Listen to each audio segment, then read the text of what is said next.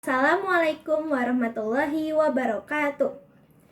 Wilujeng siang hadirin anu dipihormat, mimiti hayu urang nyanggakeun puji sareng syukur kana segala berkah sareng hidayah anu dipasikeun ku Allah Subhanahu wa taala ka urang sadayana sehingga urang tiasa ngariung babarengan dina rapat ieu.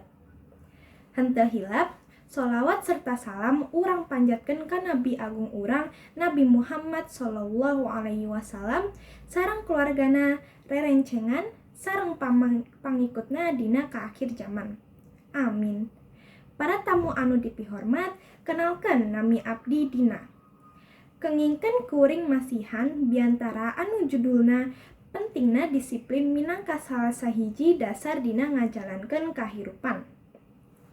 Disiplin merupakan proses dina bentuk tindakan pikeun ngalaksanakeun kamandirian, ngawangun karakter saurang jalma, sareng ngabantosan manusia janten manusia anu langkung mumpuni.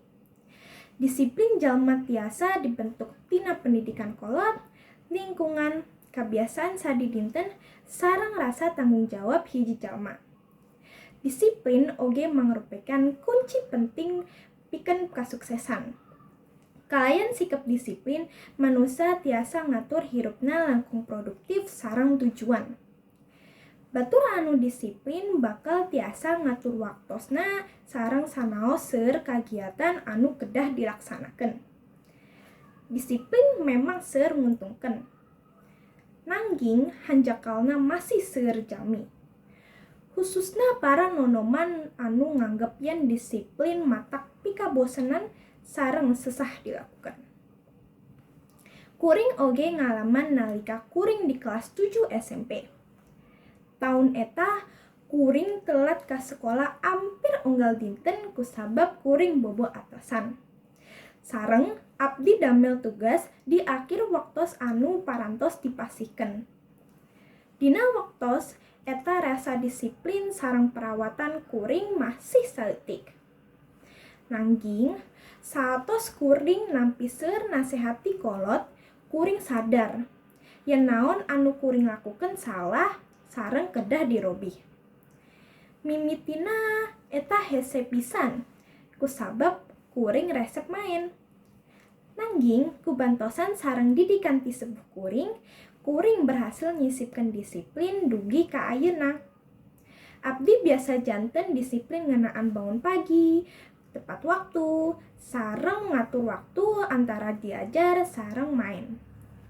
Sareng tetela kuring sadar yen disiplin eta gunana pisan dina ngajalankeun sadidinten.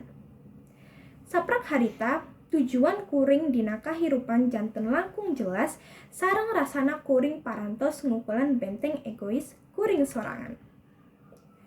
Upami anjeun bade ngamimitan ngarubah gaya hirup anjeun ka langkung sae, mimitan ngarobah pola pikir anjeun ku nyingkirkan sadaya pemikiran negatif ngeunaan disiplin. Mimitan ku hal-hal gampang anu pangleutik pangheulana kawas bobo mimiti. Mimiti bakal sesah, tapi ku niat sareng kersa eta bakal ngora. Upami anjeun biasa mimitan ngarobah kebiasaan goreng sanes. Nya eta pitato anu tiasa kuring sampikeun, mudah-mudahan tiasa janten manfaat. Hatur nuhun pikeun ngadanggungkeun sareng nyeepkan waktos. Upami aya kecap anu lepet hampunten pisan. Ani angkat ka pasar ngalegeh durian. Durian teh dicandak ku rerencengan. Nyeri kuring sok didupikeun, abdi nyarios hatur nuhun. Assalamualaikum warahmatullahi wabarakatuh.